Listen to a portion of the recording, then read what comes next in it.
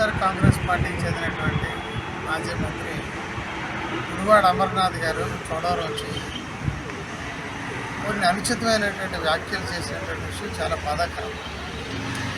అక్కడికి తెలుగుదేశం పార్టీకి చెందినటువంటి మంత్రి గారు మేకప్ వేసుకుంటారు. వారెంట్లో నడిస్తే మేకప్ అంతా కరిగిపోయి 5 కేజీలు మేకప్ వస్తుంది. దాంతో గోడలకి ఫిట్టింగ్ చేయించుకోవచ్చు, పెయింటింగ్ వేసుకోవచ్చు.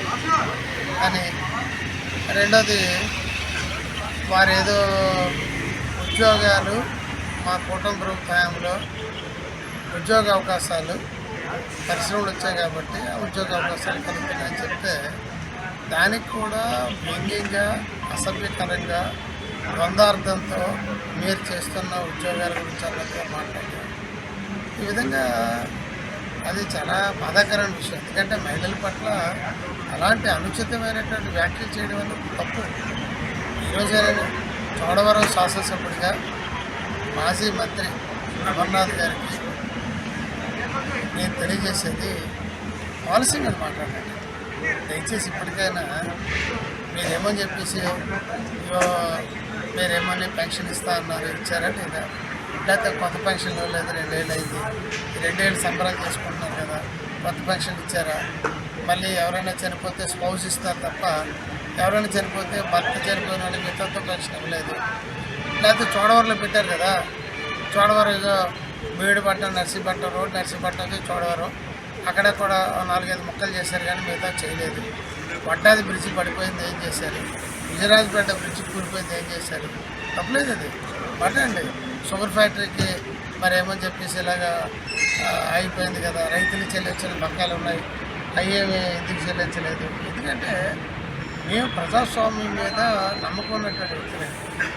మీరు అధికార పక్షంలో ఉన్న మేము చేయవలసిన పనులు ఏమైనా ప్రజలకు ఉపయోగపడేది, చేయవలసినవి చేయకపోతే దాన్ని చెయ్యాలని మాకేమని చెప్పేసి హెచ్చరించవలసింది, ప్రజల పక్షాన పోరాడవలసింది మీరు.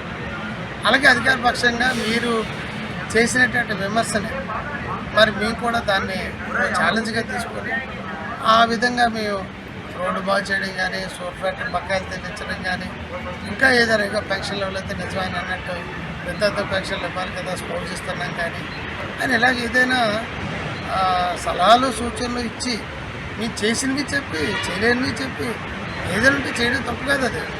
కానీ వ్యక్తిగతంగా మీరేమో చెప్పేసి లిప్స్టిక్ రాసుకున్నారు, మీరేమో మేకప్ వేసుకున్నారు, అలాంటిది చౌకబారి విమర్శలు అన్నది అంటే అది ఒక విధంగా చెప్పాలంటే మీ పార్టీ కల్చర్, అది వైఎస్ఆర్ కాంగ్రెస్ పార్టీ యొక్క కల్చరు.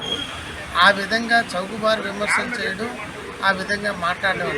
కానీ మాకేంటంటే మాకు కొంచెం బాధాకరంగా ఉంటుంది. ఎందుకంటే మా పార్టీలో ఎప్పుడు అలాంటి విమర్శలు చేయమని చెప్పడం కానీ చేయడం కానీ జరగదు.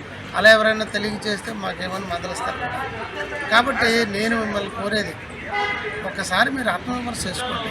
అమర్నాథ్ గారు మీరు ఒక వీడియో రిలీజ్ చేశారు ఆ రోజు. ఏంటన్నారంటే కాంగ్రెస్ పార్టీ మమ్మల్ని నెట్టాట ముంచింది, నడి రోడ్డు మీద వదిలేసింది, నా రాజకీయ భవిష్యత్తు కానీ మా అమ్మగారి రాజకీయ భవిష్యత్తు కానీ గుడివాడ కుటుంబాన్ని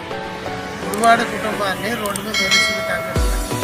హక్కును చేర్చుకున్నారు చంద్రబాబు నాయుడు గారు.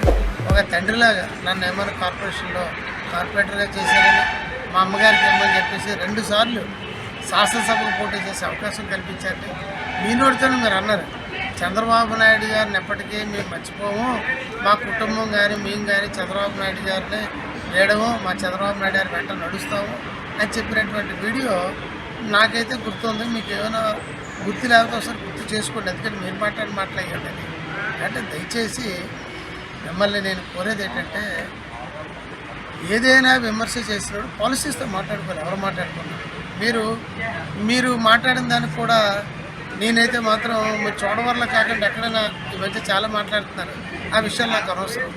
చోడవరం వచ్చి చోడవరంలో మాట్లాడారు కాబట్టి చోడవరం శాసనసభ్యుడిగా మిమ్మల్ని మరి మీకు చోడవరం ఇన్ఛార్జిగా కూడా వైఎస్ఆర్ కాంగ్రెస్ పార్టీ బాధ్యత అప్పచెప్పింది కాబట్టి మీరు వచ్చి ఆ విధమైన విమర్శలు చేశారు కాబట్టి దానికి మీకేమని చేసి ఈ విధంగా ఉన్నది ఒకసారి మీరు పునరాలోచన చేసుకోమని చెప్పవలసిన బాధ్యత నాకు ఉన్నది. ఎందుకంటే మీకంటే నేను రాజకీయాల్లో సీనియర్ శాసనసభ్యుడిని. రెండోది మీ నాన్నగారితో పాటు నడిచినటువంటి వ్యక్తులు మేము. కాబట్టి మాకు కొన్ని విలువలతో కూడుకున్నటువంటి రాజకీయాల్లో ఉన్నటువంటి వ్యక్తులు ఏదో వ్యాపారం చేసుకుంటూ ఒకసారి రాజకీయాలు వచ్చిన వాళ్ళం కాదు. గ్రామ సర్పంచ్ దగ్గర నుండి మేము రాజకీయాల్లో 34 సంవత్సరాల నుంచి ఉన్నాం మేము కూడా.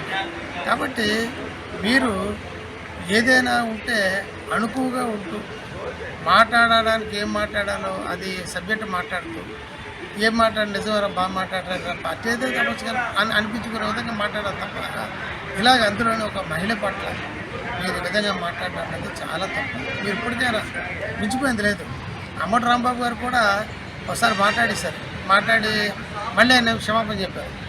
నాకైతే మాత్రం వ్యక్తిగతంగా అంబటి రాంబాబు గారు ఆ విధంగా చెప్పడం నాకు నచ్చింది. కారణం ఏంటంటే ఏదో నోరు జారారు. మళ్ళీ నేను చంద్రబాబు నాయుడు గారు లాంటి వ్యక్తిని అలా మాట్లాడి ఉండకూడదు, నేను మాట్లాడడం తప్పే అన్నారు. తర్వాత విషయాలు అనవసరం. అలాగా ఒక పరిణతి ఉండాలి రాజకీయాల్లో. కాబట్టి ఇప్పటికైనా మించిపోయింది లేదు. నా సలహా అయితే మీరు పాటిస్తారా పాటించబోతారా మీ విజ్ఞత అది. మీరైతే మాత్రం బేషరతుగా అమ్మ నేను అలాగ అంటాను తప్పది. మీ మేకప్ల గురించి మీ లిస్టు గురించి మీ ఉద్యోగాల గురించి మీరు చూసారంటే ఏ ఉద్యోగాలు అయితే ఎవరైనా చెప్తారు తప్పు కదా అది.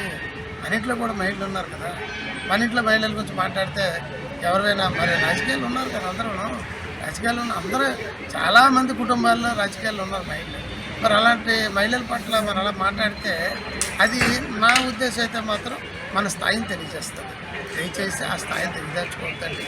మరి మీరు మీ అదృష్టం, మీరు మంత్రి చేశారు, ఎమ్మెల్యే చేశారు, మంత్రి చేశారు, మీ నాన్నగారు ఎమ్మెల్యే చేశారు, మంత్రి చేశారు, పార్లమెంట్ సభ్యులు చేశారు, మీ తాతగారు శాసనసభ్యులు చేశారు. ఒక కుటుంబం నుంచి వచ్చేవాళ్ళు అనేసరికి ఆ బరువుగా ఉండాలి మనిషి. మాట్లాడినా ఏం చేసినా ఏదైనా పెద్ద కుటుంబం నుంచి వచ్చాడు అన్నట్టు. అందుకని చౌకబారి మాటలు మాట్లాడటం అనేది నాకు కరెక్ట్గా అనిపించలేదు. ఇది మీరు ఒకసారి ఆలోచించమని నా మనం తెలియజేసుకుంటూ సార్.